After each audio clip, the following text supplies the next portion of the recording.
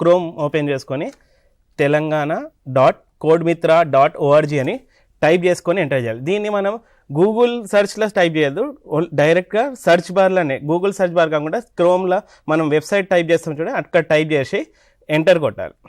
Okay, enter కొట్టగానే మనకి ఇట్లాంటి ఇంటర్ఫేస్ కనిపిస్తుంది. ఈ ఇంటర్ఫేస్లో మనకు స్టూడెంట్ లాగిన్ ఒకటి ఉంటుంది, టీచర్ లాగిన్ ఒకటి ఉంటుంది. సో బేసికలీ ఫస్ట్ మనం టీచర్ లాగిన్ గురించి తెలుసుకుందాం. టీచర్ లాగిన్లో టీచర్ అని క్లిక్ చేయాలి. దీంట్లో ఫస్ట్ టైం రిజిస్టర్ చేసేటప్పుడు ఇక్కడ పైన లాగిన్ అని ఒకటి ఉంది, అండ్ ఇంకొకటి రిజిస్ట్రేషన్ అని ఒకటి ఉంది.